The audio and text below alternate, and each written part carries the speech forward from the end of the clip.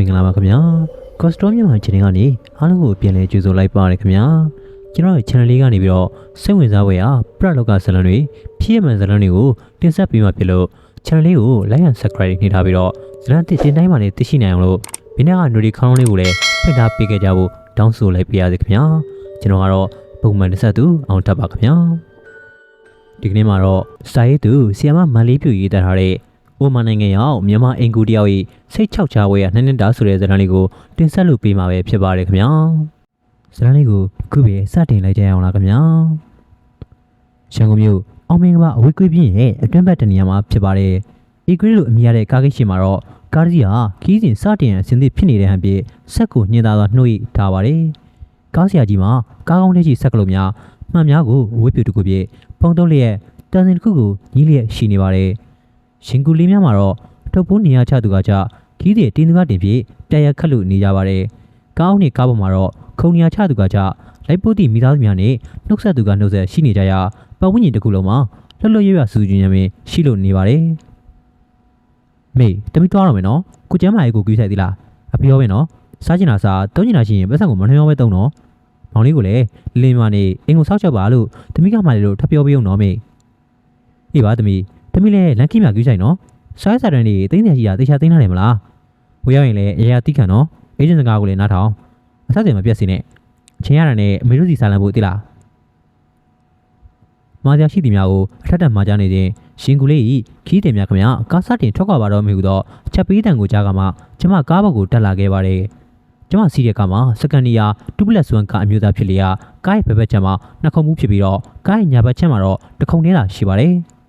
လူများနဲ့ပူပူကက်ကက်နေရတာမချိုက်တဲ့ကျမမှာကန်ကောင်းစွာနဲ့တခုံလေးရှိတဲ့ချမ်းမှာထိုင်ခွင့်ရခဲ့ပါတယ်။ထိုင်ခွင့်ပေါ်မှာနေရာကျတဲ့တပြက်နဲ့နေ့လယ်7 နာရီလေးထိုးပြရာအီဂရစ်ခီးတဲ့တင်ရင်မှာဝန်သက်တပမပီလျက်ရန်ကုန်တာချီလခီးစဉ်ကိုစတင်ထွက်ခွာပါတော့တယ်။မှန်ပြတင်းဘောက်ကနေပြီးတော့အောက်တွင်လက်ပြနှုတ်ဆက်နေတဲ့အဖေနဲ့မေကိုပြန်၍လက်ပြနှုတ်ဆက်လိုက်ပါတယ်။မောင်လေးကတော့ပါမလာပါ။အိမ်တွင်လူဆောင်မရှိဖြစ်စီမို့အိမ်ဆောင်နေပြီးထားခဲ့ရပါတယ်။အမေရဲ့မျက်ဝန်းတွေမှာဒီအနေငယ်ဝေးဝဲနေဒီကိုကျမတတိထားမိပါတယ်အဖေကတော့မျက်ရည်တူတင်ကြကငိုလျက်ပါ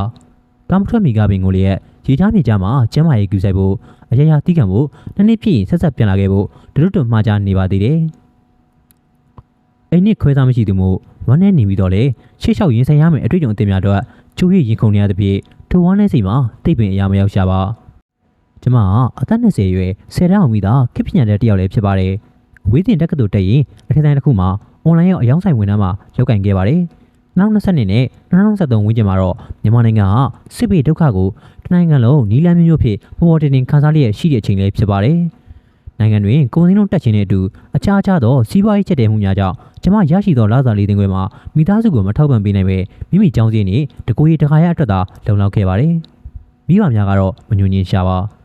မိခင်ဖြစ်သူမှာလမ်းထဲနေအတိအကျွန်းအလင်းငယ်ကိုငွေတူးပေးကအိမ်ဤစီးပွားရေးထောက်တိုင်ကိုတာဝန်ယူပါတယ်။10 ယောက်ပြင်4 ယောက်မှစုံနေဖြစ်လျာသူများတကငွေတူပေးစားသူတို့မချမ်းသာခဲ့ပါ။သို့တော့တခြားကရတဲ့ငွေတူလေးများနဲ့ပြန်လည်ဖားသေးပြီးတော့အိမ်စီအလီမပြအောင်ရှာနိုင်ပါတယ်။ဒီမှာဆိုင်ငယ်ကေယူဆဲကအိမ်အတွက်အပိုငွေရှာပါတယ်။မောင်လေးကတော့ကျောင်းနေရွယ်မှုကိုပိုင်ငွေမရှိပါ။အိမ်တွေလည်းထိုင်စားသူဟူ၍မောင်လေးတယောက်ပင်ရှိပါတယ်။ထို့အတွက်ကျမတို့မိသားစုမှာမချမ်းသာတော့လေမစင်းရတဲ့လူလက်တန်းစားမိသားစုတွေတခုဖြစ်ပါတယ်။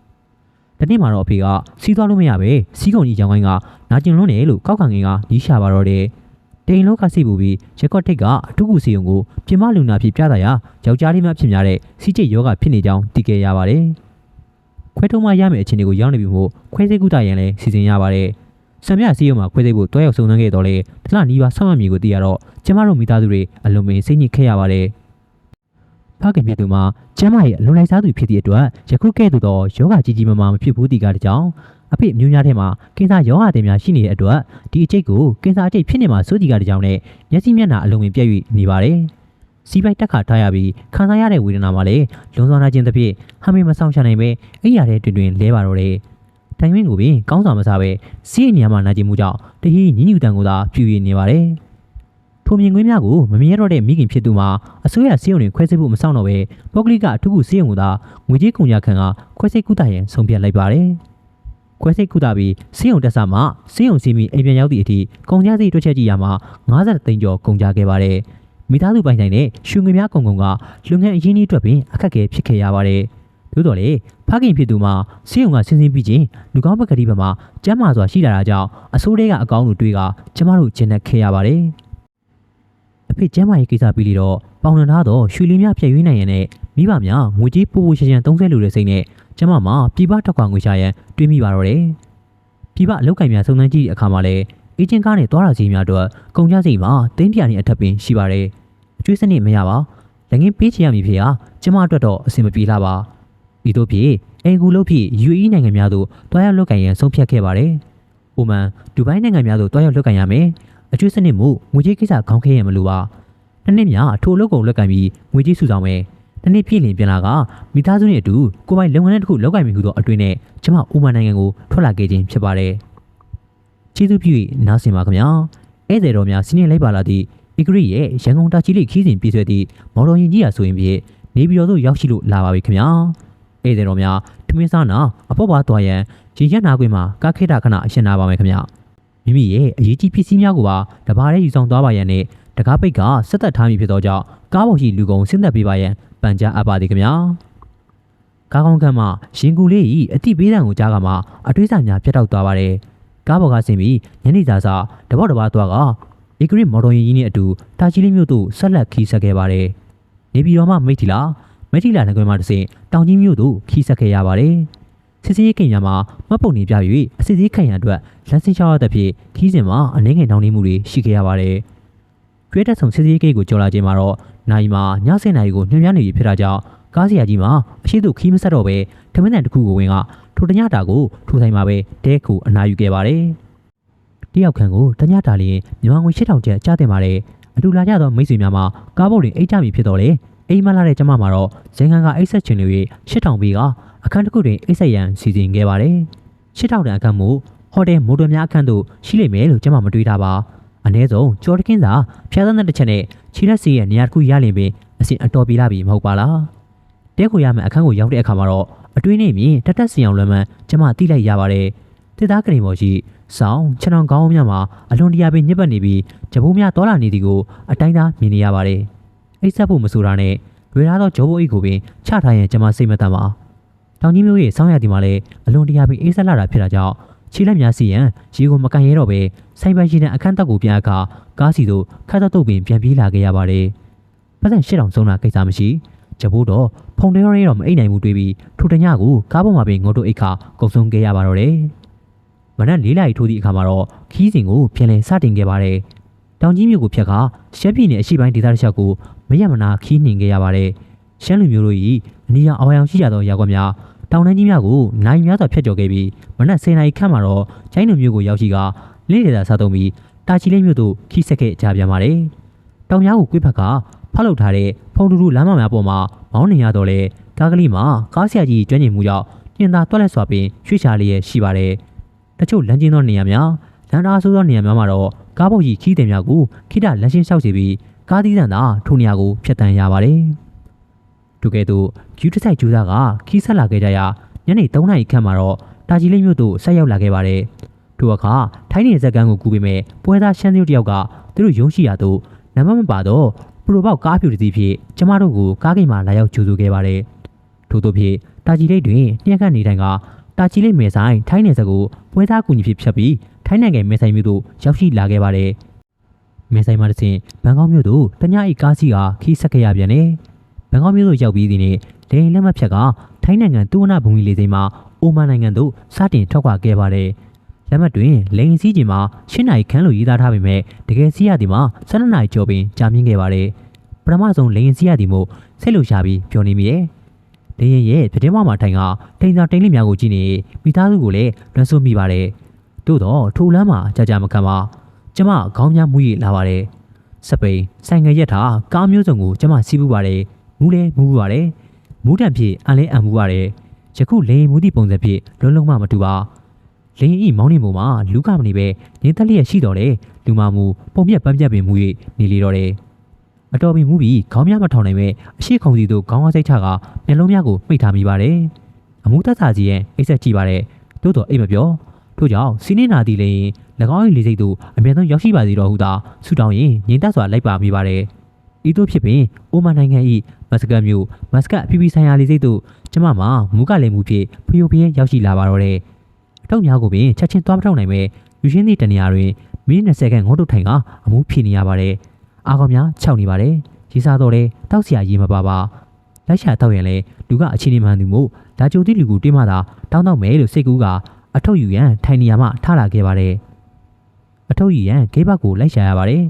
LED စက္ကရီမှာပြသထားကအထုပ်ယူရမယ့်ဂိတ်နံပါတ်မှာ PC ဖြစ်ပါတယ်ပထမတစ်ခေါက်ဖတ်ရှာပါတယ်သို့တော်မတွေ့ဒုတိယတစ်ခေါက်ထပ်ရှာမှခုနကမူလို့ထိုင်နေခဲ့တဲ့နေရာရဲ့ရှစ်တက်မှာထိုဂိတ်ကိုတွေ့လိုက်ရပါတယ်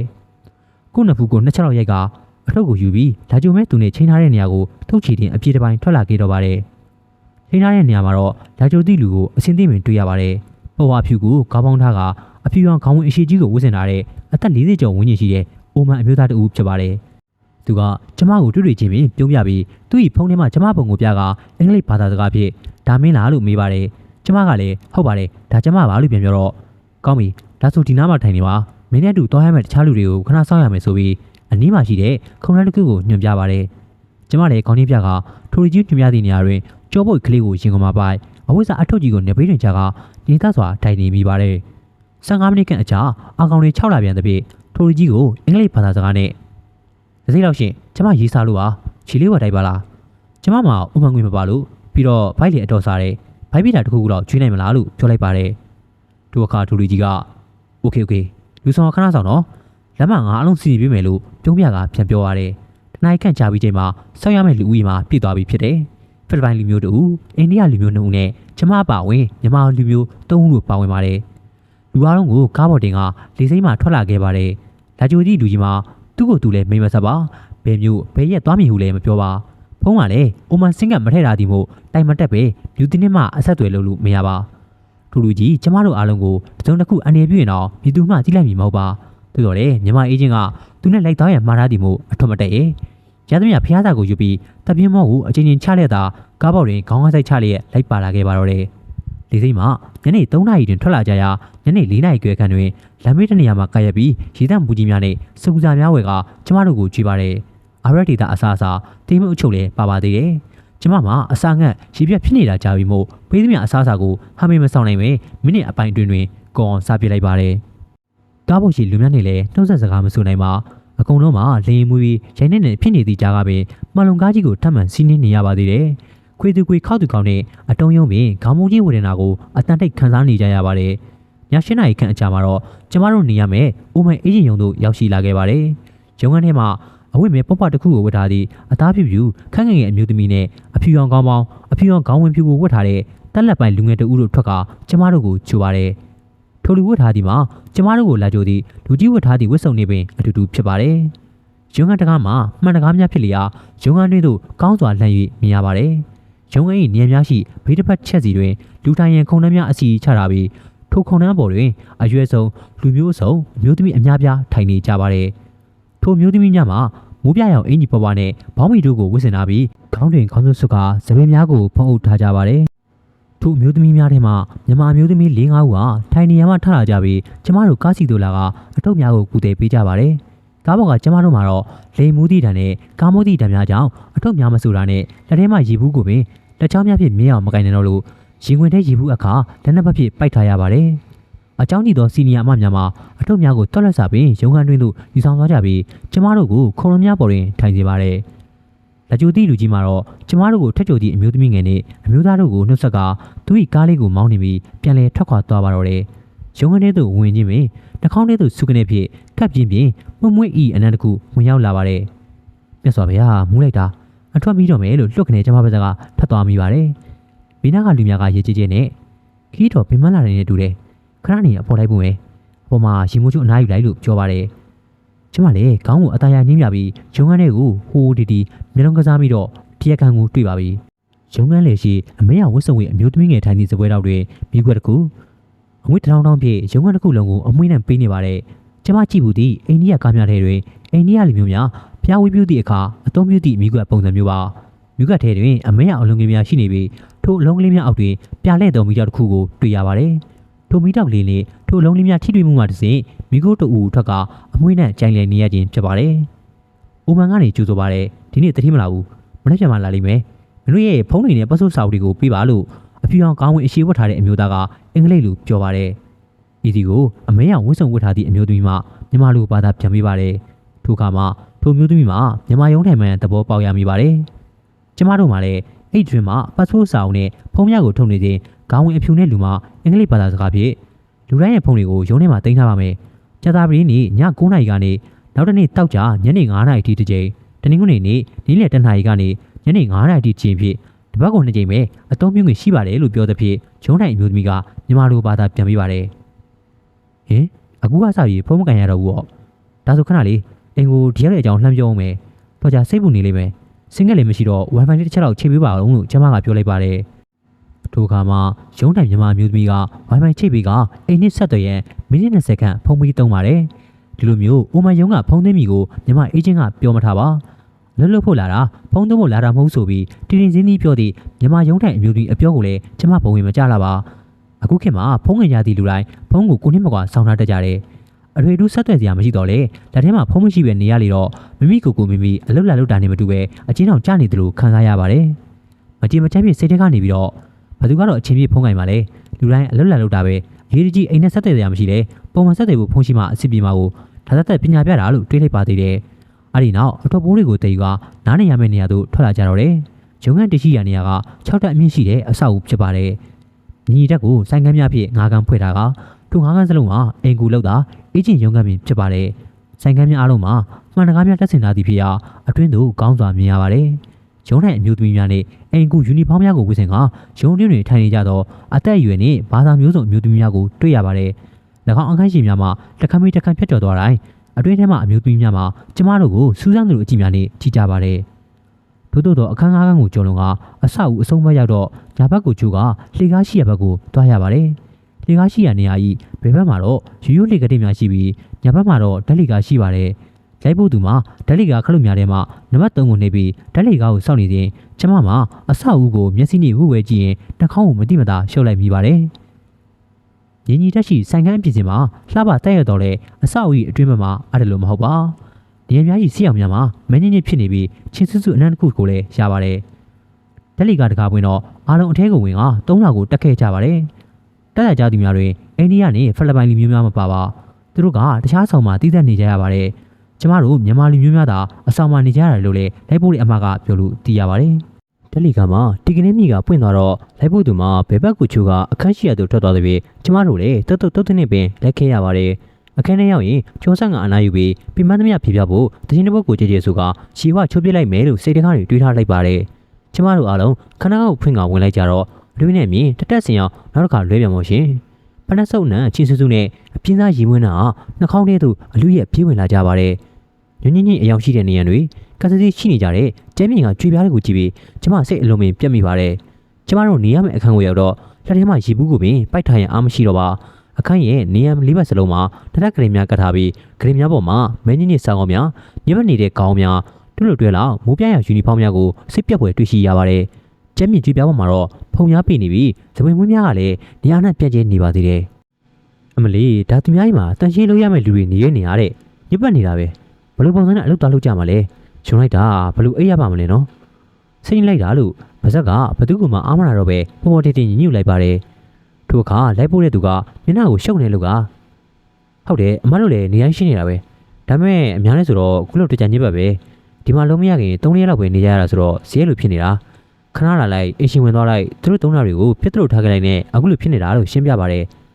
ထိုအခါကျမလည်းစိတ်လျှော့ကအင်းမော်လေးအများနဲ့နေရတာဆိုတော့ဒီလောက်တော့ရှိမှာပေါ့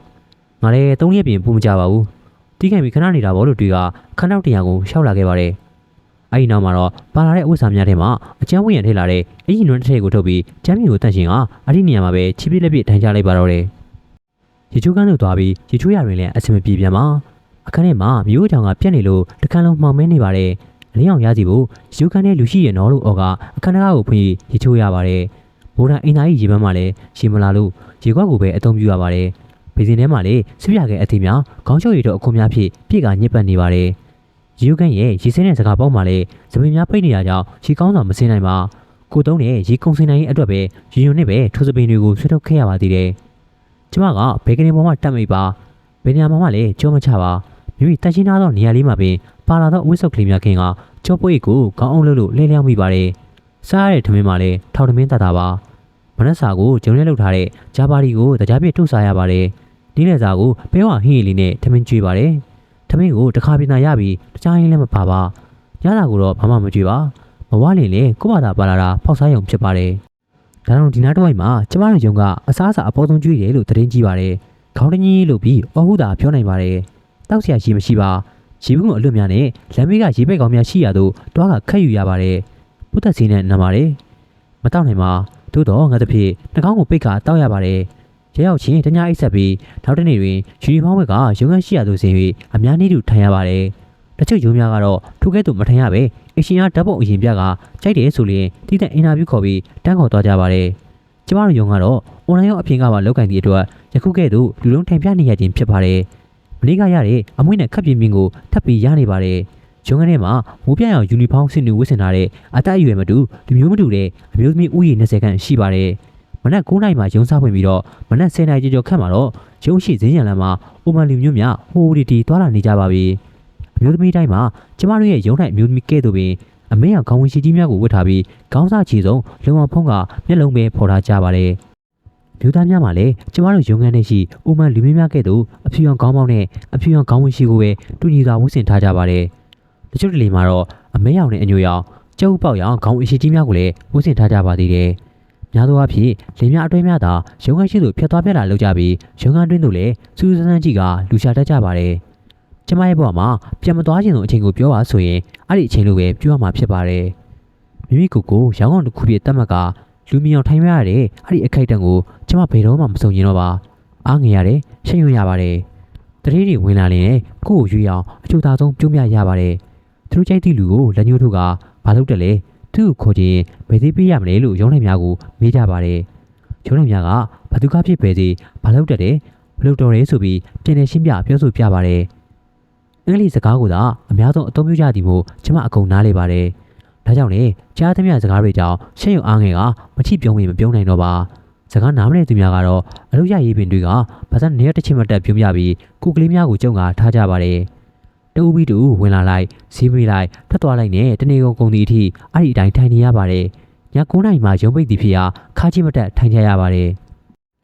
ဤကဲ့သို့စက်မထိုင်ရင်တော့ပါကိုလည်းရှက်လာပြီအဖေနဲ့မိသားဒီမြင်ကွင်းကိုမြင်ရင်ဘလောက်ရင်နာလိမ့်မလဲလို့တွေးကငိုမိတီမှလည်းအခါခါပင်ဖြစ်ပါတယ်ထို့ကြောင့်အလုံးမြန်ရအောင်ဘယ်သူတို့ကောမရရအောင်လိုက်သွားမယ်လို့လည်းတွေးထားပါတယ်အလုံးမြန်ဝင်နိုင်မှာနှစ်နှစ်ပြည့်ကအိမ်တို့မြန်ပြန်နိုင်ပြီမဟုတ်ပါလား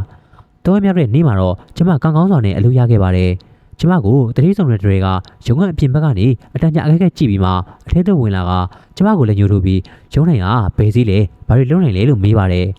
်ရုံးနိုင်ကကျမကမြန်မာနိုင်ငံမှာအင်ကူအတွေ့အကြုံရှိပြီးခလေးထိန်တာကအစားအချက်ပြုတ်အားလုံးလုံးနိုင်ကြောင်းအင်္ဂလိပ်လိုပြောပြနားလည်နိုင်ကြောင်းနဲ့ကျမကိုခေါ်ရင်တော့အေဂျင့်ရုံးကိုအိုမန်ဝင်2000ရီးရဲ့ပေးရမှာဖြစ်ကြောင်းရှင်းပြပါတယ်ကျမကရုံးနိုင်ပြောသလိုအတွေ့အကြုံမရှိပါသို့တော်လည်းအလုပ်ရရေးယခုလိုပြောဆိုရပါတယ်အိမ်မှုကိစ္စဆိုတာခက်ခဲတဲ့အလုပ်မဟုတ်လီတော့တခါတင်ရသည့်အတွက်အရှင်များကလည်းအတွေ့အကြုံရှိမရှိတိတ်အလေးမထားပါအိုမန်ဝင်2000ရီးရဲ့ဟာမြန်မာငွေတန်ဖိုး300ကျော်ခန့်ရှိပါတယ်ထိုဘက်ဆံမှာကျမအတွက်ပြည်ပအထွက်ပြရမယ်ကုန်ကြစည်တွေအဲကူဗီဇာတန်ဖိုးတွေကျမမြန်မာပြည်ကနေဥမန်ကိုရောက်တဲ့အထိကုန်ကြခဲ့တဲ့ဈေးတွေကိုတခါတတိပတ်မှကြက်ခံပေးရခြင်းဖြစ်ပါတယ်ကျမရဲ့လစာမှာတော့ဥမန်ငွေ130ရီးရဖြစ်ပြီးနေစည်စားစည်နဲ့ဒဝေသောဖြစ်စည်းများကိုပါတတိပတ်မှတောင်းယူပေးရမှာဖြစ်ကြောင်းနေ့စာချုပ်ချုပ်ရမည်ဖြစ်ရာထိုနေ့လုံးအတွက်နိုင်ရတရမှမရှိကြောင်းရုံးတိုင်မှာထပ်မံရှင်းပြပါတယ်တတိမနဲ့တတိကရုံးတိုင်ရဲ့ရှင်းပြချက်များကိုနားထောင်ပြီးကျမကိုအကဲခက်တဲ့မျက်လုံးများနဲ့အတန်ကြာစိုက်ကြည့်ပါတယ်ကျမမှလည်းကိုနဲ့အတူတူနေရမယ့်လူများကိုပြန်လည်အကဲခတ်ကြည့်ရပါတယ်။တတိရဲ့ပုံစံမှာဘိုက်နေငယ်ပူပြီးအရက်ရှိပါတယ်။စကားပြောရင်ပြုံးရပြောတတ်ကမျက်လုံးများကတနာကျင်တဲ့ပုံစံဖြစ်ပါတယ်။မျက်နှာကြမှာဘဲဥပုံရှိပြည့်ဖြစ်ပြီးတော့တွားဖြူများမှာလည်းအပြင်းထန်စာမရှိအစီရှိနေပါတယ်။အသက်မှာ40ကျော်ခန့်သာရှိသေးပြီးခက်တီနေလင်းတော့တီကြီးခန့်ထားသည့်ရုပ်ရည်ကပြုံးလိုက်တဲ့အခါမှာတော့အလုံးပင်ချစ်ဖို့ကောင်းပါတယ်။တတိမမှာတော့မျက်စိနဲ့တကူလုံးကိုအဝတ်များဖုံးအုပ်ထားသည်ဖြစ်သောကြောင့်အသေးချာအကဲခတ်၍မရပါပုံနေသောမျက်လုံးကိုဝင်ကြည့်ကအကက်ခဲရပါတယ်တတိမရဲ့မျက်လုံးပုံသဏ္ဍာန်မှာမကြီးမကျယ်အနေရောအရွယ်သားရှိပြီးအတွင်းမှာမျက်စံအိမ်မှာအနှင်းငယ်သေးပါတယ်မျက်ခုံးမွေးမျက်တောင်မွေးတို့ကထူထဲစွာပေါက်ရောက်နေပါတယ်မျက်လုံးအချီတို့မှတစ်ဆင့်ဆူရဲပြီးပြတ်သားတဲ့အသွင်စိတ်မြက်လက်မြန်ရှိတဲ့ဇယိုက်တို့ကိုအထိုင်းသားမြင်နေရပါတယ်တတိမကပင်ကျမကိုအင်္ဂလိပ်ဘာသာစကားနဲ့ နာမည်ဘယ်လိုခေါ်လဲခင်သက်ဝေပါအသက်ကရော20ပါငယ်သေးတယ်နော်ဘာတွေလုပ်တယ်လဲအာရဘီအစားအစာတွေချက်တတ်လားဟုတ်ကဲ့အိမ်မှုကိစ္စတွေအလုံးလုပ်တတ်ပါတယ်ကလေးလေးထိန်းနိုင်ပါတယ်အာရဘီအစားအစာချုပ်ကိုတော့မြန်မာပြည်ကအေဂျင့်ကနေတင်ပေးလိုက်ပါတယ်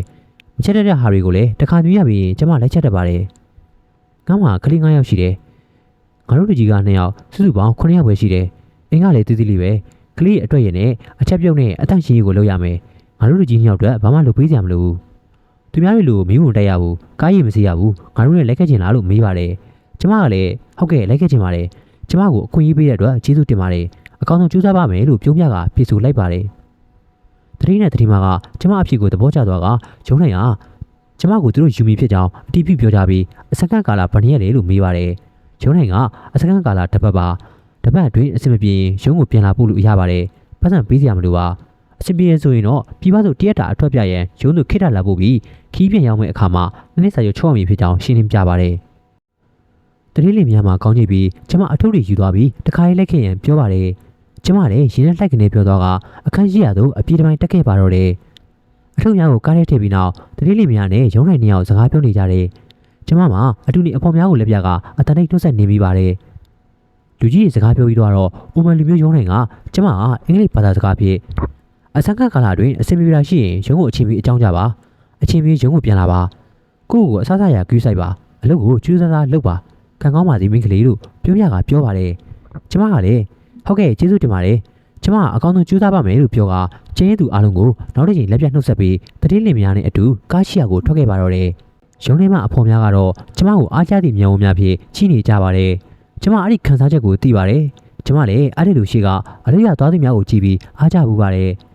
အခုတော့ကျမအဲ့ဒီတိမ်ငယ်ကြခုံနှန်းတွေကနေထားလာနိုင်ခဲ့ကြပြီးကားကြီးကိုရောက်တော့တတိမကကားကောင်းခန်းရဲ့မောင်းသည့်ခုံပေးမှထိုင်ကုန်တွေဝင်ထိုင်ပါတယ်တတိမကျမကိုကားနောက်ဘက်လူထိုင်သည့်နေရာမှာတကားကိုသူကိုယ်တိုင်ဖွင့်ပြီးကဝင်ထိုင်စေပါတယ်ကျမအားနာမိပေမဲ့ကျေးဇူးတင်ပါတယ်လို့အင်္ဂလိပ်လိုပြောကဝင်ထိုင်လိုက်ပါတယ်ကျမတို့ကားလေးလမ်းပေါ်ရောက်တော့နိုင်မှာည7 နာရီကိုညွှန်ပြနေပါပြီ။ဥမာနိုင်ငံရဲ့ညရှုခင်မှာမြန်မာနိုင်ငံနဲ့မတူပါလက်မိတိုင်ဟော်ဝါများမှာနေရာနဲ့ထိန်လင်းလို့နေပါတယ်။လက်မိတိုင်များရဲ့အကွာဝေးမှာလည်းဒိုင်းတတိုင်း9ပေမြတာကွာဝေးပါတယ်။ရှင်နေမြန်မာပြည်ကဲ့သို့တလန်းမှာ3တိုင်စိုက်ထားသည်မျိုးမဟုတ်ပါ။လူများကားများနဲ့ဆိုင်ကန်းများမှာလည်းနေဘက်လာစီကားသွားလာနေကြပါတယ်။ဥမာနိုင်ငံရဲ့ရာသီဥတုမှာပူကျင်ရင်တော့ကျွဲခဲ့အောင်လူများကားများနဲ့ဆိုင်ကန်းများမှာလည်းနေဘက်လာစီကားစွာတွာလာလှူရှားနေကြပါတယ်။ဥမာနိုင်ငံရာသီဥတုမှာပူကျင်လင်းကြောခွဲအောင်နေရောညပါပူပါတယ်။အေးလင်လည်းအယိုးလေးစိတ်အောင်နေညမရွေအေးပါတယ်။ယခုကာလမှာလူရသည့်အပူချိန်များနေပြီမို့နေဘက်များတွင်အလွန်ပူလေးရှိပါတယ်။ထို့ကြောင့်လူအများစုမှာနေကင်းဘက်၌အိမ်ထဲမှာသာနေကြပြီးတော့ညဘက်မှပင်အပြင်ထွက်သွားလာကြပါတယ်။24 နာရီရေမေးရပြီးအချိန်မရေသွားလာလှူရှားနိုင်တဲ့နိုင်ငံတစ်ခုပင်ဖြစ်သည်မဟုတ်ပါလား။နာမည်ကပါတတိမစီမှာအတန်ထွက်လာတဲ့ဖြစ်ပတ်ဝန်းကျင်ကိုငေးကပြက်လွင့်နေတဲ့အတွေးများတိကနေသွားပြီးတော့ခင်တောက်ဝေလုံးချင်းပြန်ပြေးလိုက်ပါတယ်။နင်းနာမည်ကငါတို့အတွက်ခေါ်ရခက်တယ်။ငါတို့နာမည်တစ်ခုပေမဲ့ကလေးရဲ့အတွက်လည်းခေါ်ရလွယ်တာပေါ့။ဟုတ်ကဲ့ပြဿနာမရှိပါဘူးလို့ကျမကဖြေတော့ကောင်းပြီ။ဒါဆိုငါတို့နင်းကိုစမီယာလို့ခေါ်မယ်။ချဲ့ရလာလို့ကောင်းခမ်းမနေ၍ကျမရှိရအနောက်စီတို့သူမရဲ့ခေါင်းကိုလှည့်ကပြောပါတယ်။ကျမကလည်းဟုတ်ကဲ့အဆင်ပြေပါတယ်လို့ပြောရတာဖြေလိုက်ပါတယ်။ထိုမဆာကကျမရဲ့ခင်တောက်ဝေဆိုတဲ့နာမည်ပြောက်ကစမီယာမီတွင်ခဲ့ပါတော့တယ်။ပါမမရှိလားတတိကမေးပါတယ်။ရှိတယ်။ပါမနဲ့မောင်လေးရှိတယ်။ကောင်းတယ်။နင်ကအသက်ငယ်တယ်။ငါတို့ကိုပါမလို့ပဲခေါ်ပါ။ငါတို့ရဲ့ကလေးတွေကိုလည်းကိုညီမလေးတွေလိုစောင့်ရပါလို့ချစ်စဝဲပြုံးကတတိကထပ်ပြီးပြောပါတယ်။ငါတို့မှာကလေး9ယောက်ရှိတယ်။အကုန်လုံးကမိန်းကလေးကြီးပဲ။အကြီးဆုံးက10နှစ်စလမ်မာလို့ခေါ်တယ်။သူ့အောက်က10နှစ်ရှီခါလို့ခေါ်တယ်။သူရောက်ကတော့6နှစ်မီယာလို့ခေါ်တယ်။သူရောက်မှာကမဟာရာတဲ့။သူကတော့4နှစ်။ငငယ်ဆုံးလေးကအာရှာတဲ့။သူက2နှစ်။အလုံးကချစ်ဖို့ကောင်းပြီးလိမ်မာကြတယ်လို့တတိမကသူ့ရဲ့မိသားစုနဲ့မိတ်ဆက်ပေးပါတယ်။ဟုတ်ကဲ့မှတ်သားပါမယ်လို့ပြန်ပြောပြီးဒီလိုဆိုတော့လေတတိမကဖော်ယူသွားမယ်လို့တွေးကတပ်ပြင်းတစ်ခုကိုမတိမတာချလိုက်မိပါတယ်။ကျမတို့စီးလာတဲ့ကားလေးမှာမိနစ်စက္ကန့်ကြာပြီးချိန်မှာတော့လမ်းရီတောင်ဆုံးမရှိချန်ချန်အရှိတွင်ရပ်သွားခဲ့ပါတယ်။တတိမကဒီမဲ့ရောက်ပြီလို့ပြောတာကြောင့်ကျမလည်းကားပေါ်မှာဆင်းခဲ့ပါတယ်။အဲ့ဒီနောက်တတိမကခြံကားကိုဖွင့်ကလှည့်မြန်စွာအိမ်ထဲကိုဝင်သွားခဲ့ပါတယ်။ကျမလည်းအထုပ်ရီရန်ကားနောက်စီသို့ရှောင်းလာခြင်းမှာတော့တတိမကျမအထုပ်မြောက်ကိုဆွဲလျက်လက်ပြကခြံထဲသို့ဝင်ရမိငေါပြပါတယ်။အားနာတော့လေတတိကိုမလွန်စင်းတဲ့ဖြစ်ခေါင်းကိုကုတ်ခါခြံထဲသို့ဝင်ခဲ့မိပါတယ်။ အင်းအကူကိုတကားပွင့်မိတဲ့တည်းအင်းအကူအဝတ်ထုတ်ကိုထမ်းမိတဲ့သတိမျိုးရှိတယ်လို့သူများပြောရင်ကျမယုံမြင်မဟုတ်ပါအခုတော့ကိုရန်ကြုံလို့ယုံရပါတော့မယ်ချင်းထဲကိုရောက်တော့ဘေးကြီးရှင်ဆောက်ထားတဲ့တိုက်ရင်နှလုံးကိုတွေးလိုက်ရပါတယ်ဘေးဘက်ကတိုက်ရင်မှာအဆင်းရောက်ဖြစ်ပြီးတော့ညာဘက်ကတိုက်မှာလိမ်ဝင်အောင်တုတ်ထားပါတယ်တိုက်မြန်မှာပုံစံတူတက်ထုတ်ရဲ့တိုက်ကလေးများသာဖြစ်ပါတယ်ချဲညာဘက်တောက်မှာတော့ကားများထားရာကိုရန်တစ်ခုရှိပြီးအထဲမှာကားတစ်စီးရထားသည်ကိုတွေ့ရပါတယ်လက်စီးမှာဒီတိုင်းရိုးရထားကကျန်စီးကိုတော့ကားအုပ်တဲ့ခရောက်ပလက်စတစ်ဖြစ်အသေးချာအုပ်ထားပါတယ်ချမ်းရဲ့ဘက်ဘက်တောင်အစိမ်းရောက်တဲ့အရှိမှာတော့ကလေးစီးတဲ့ဒလေးတစ်ခုရှိပြီးလူကြီးကစားကန်းရှိတဲ့အပင်တစ်ပင်ရှိပါတယ်ဘာပင်မှတော့မသိပါချမ်ဘက်လေကိုကြောက်ခဲမြခင်းထားတဲ့အတွက်လမ်းလျှောက်လိုက်တဲ့အခါတိုင်းကြောက်ခဲတွေကိုနိမိယာမှာထွက်ပေါ်လာတဲ့ကြစ်ကြစ်အတန်မှာစူညံလေးရရှိပါတယ်အစိမ်းရောက်တိုက်ကလေးကိုကြည့်မိအောင်မီးအောင်အနေငယ်ရှိပြီးတိမ်လုံးတိတ်ဆိတ်နေပါတယ်ဒီနေ့မှတစ်ခုစီမှာအမျိုးသမီးတူဟာ9နှစ်10နှစ်အရွယ်ခန့်ရှိတဲ့ကလေးတူကိုချီထားလျက်ကျမကိုလှမ်း၍ချိနေပါတယ်ကျမကလည်းကျမကိုကြည့်နေမှသတိထားပြီးတော့ထိုမျိုးသမီးကပြုံးရင်ဖျက်လိုက်တဲ့အခါမျိုးသမီးကကျမအမျက်မှောင်ကျုပ်ကစူးစမ်း၍ပြန်ကြည့်နေပါတယ်သူကြည့်ကြောင်ကျမမှာကြောကတဲ့စိတ်ကနေဖြစ်ပြီးဒီကုလုံးကျဉ်တက်သွားရပါတယ်ဒါကြောင့်အဲ့ဒီနေရာမှာဆက်မနေရတော့ပဲတတိနဲ့တတိမဝင်သွားရလိမ်မောင်တိုက်စီတို့ဦးရပါရပြစ်တက်ခဲ့ပါတော့တယ်တိုက်ထဲကိုရောက်တော့တတိမကကျမကိုအဲ့ကန်ထဲမှာစူပါကုန်းပေါ်တွင်ထိုင်ခိုင်းပါတယ်ထို့နောက်တတိကကျမအထုပ်များအားကျမဘေးမှာချပြီးဒီမှာခဏနေအောင်ငါတို့အပြင်သွားအောင်မယ်ခဏနေပြန်လာမယ်လို့ပြောကဒီများနောက်လုံးအပြင်ကိုထွက်သွားကြပါတော့တယ်အပြင်ဘက်မှာခြံတကားပွင့်တန်ခြံတကားပြန်ပိတ်တန်နဲ့ကားဆက်တို့ကမောင်းထွက်သွားတဲ့အတန်တို့ကိုကြားပြီးတဲ့နောက်မှာတော့အိမ်လုံးဘာမှမကြားရတော့ပဲလုံဆောင်တိတ်ဆိတ်သွားပါတော့တယ်ထို့ချိန်ကျမထိုင်နေတဲ့စူပါကုန်းရဲ့တစ်ဖက်အစွန်းနေရရှိပြတင်းပေါက်စီကနေတောက်တောက်နဲ့မှန်ခောက်တန်ကိုကြားရပါတယ်ကျမကြည့်ပြီးတော့ပြတင်းမှန်ကိုလက်တစုံကအောက်ဘက်ကနေလှမ်းခောက်နေခြင်းဖြစ်ပါတယ်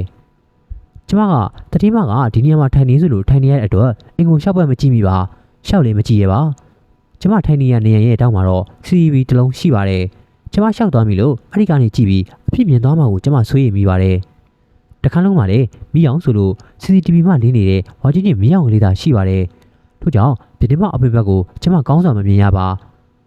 တထောက်ထောက်နဲ့တကားခောက်တံမှာလည်းအဆက်မပြတ်ထွက်ပေါ်လာသည်မို့ထိုင်ရမလို့ဖြစ်နေချိန်မှာတော့ထိုပြတင်းတကားမှာသူ့လိုပွင့်သွားပြီးတော့တကားခောက်တံမှာလည်းရပ်တန့်သွားခဲ့ပါတယ်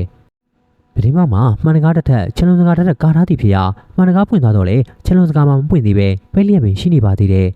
ကျမကအထက်ထိလက်လန်ထိုပြတင်းမကိုငေးကြည့်နေစဉ်လက်တစ်ဖက်မှာချလုံစကားကိုဖြန်းငယ်နေအောင်ရိုက်ပြီးဆွဲဖွင့်လိုက်ပါတယ်ဒုက္ခမှာတော့ပြတင်းမကိုဖွင့်တဲ့လက်ပိုင်ရှင်ဟာကျမမြင်ရပါပြီခုနကအစိမ်းအောင်တိုက်ထိတ်ကနေကျမကိုလှမ်းကြည့်နေတဲ့အမျိုးသမီးပါပြတင်းမောက်ကနေမတ်တက်ကြီးရက်ခါကျမကိုစိုက်ကြည့်နေပါတယ်သူမရဲ့မျက်လုံးများမှာနေရနေပြီးအရှိတူအနှဲငယ်အိတ်ခါထွက်နေပါတယ်။ဂျပင်များမှာလည်းရှုပ်ထွေးပွားရောင်ကညဘက်ပေးနေပါတယ်။ကျမကိုစိုက်ကြည့်ကပြုံးပြလာပါတယ်။သူ့ရဲ့ပြုံးကအသက်မပါပါ။ဗဇက်တွင်းမှာတွမ်းများမှာလည်းမင်းညင်နေပြီးအမေရောက်အကြီးများကဗဇက်ကနေစီးကျနေပါသေးတယ်။ကျမမှာကြောက်လွန်၍အသားများပင်တစ်ဆက်တုံကကိုယ်နှလုံးခုန်တန်ကိုပင်ပြန်ကြားနေရပါတယ်။ဖပီးရမီကိုတိတော်လဲထမရကြွမရပါလှုပ်မရပါခန္ဓာကိုယ်တစ်ခုလုံးတောက်တိုင်းတွေကသူ့နဲ့အကြည့်ရင်စုံမိနေစမှာထိုမိမမှာပြင်းဝပောင်ကိုကြော်ပြီးကျမရှိရာစူပါကုန်းတစ်ဖက်ချမ်းစီကိုလေးဘက်ထောက်ကအရှင်ပြည့်ပြေးဝင်လာပါတော့တယ်။မေအာကောင်ချစ်အော်တန်ကတိတ်ဆိတ်နေတဲ့ညမောင်ရင်ကိုထိုးပေါက်သွားပါတော့တယ်။ဟုတ်ကဲ့ပါခင်ဗျာဒီကနေ့တင်ဆက်ပေးခဲ့တာကတော့စာရေးသူဆီယမမလေးပြိုရေးသားထားတဲ့အိုမန်နိုင်ငံရောက်မြန်မာအင်ကူတယောက်ဤဆိတ်ချောက်ချားဝေးရနှစ်နှစ်တာဆိုတဲ့ဇာတ်လမ်းလေးရဲ့အပိုင်းတစ်ပဲဖြစ်ပါတယ်ခင်ဗျာနောက်တစ်ခေါက်မှာတော့ကြန့်ရှိနေတဲ့အပိုင်းဆက်များကိုဆက်လက်တင်ဆက်ပေးမှာဖြစ်လို့စောင့်မျှော်အားပေးကြပါအောင်ခင်ဗျာဇာရေးသူဆီယမမလေးပြိုကိုလည်းအထူးပဲကျေးဇူးတင်ရှိပါတယ်ခင်ဗျာအစမှာအဆုံးနိုင်လိုက်ပါနားဆင်ပေးတဲ့သူတယောက်စီတိုင်းကိုလည်းအထူးပဲကျေးဇူးတင်ရှိပါတယ်ခင်ဗျာအားလုံးပဲစိတ်ချမ်းသာခြင်းကိုယ်ဤချမ်းသာခြင်းဆိုတဲ့မြတ်သောဒုက္ခနဲ့ပြည့်စုံနိုင်ကြပါစေခင်ဗျာ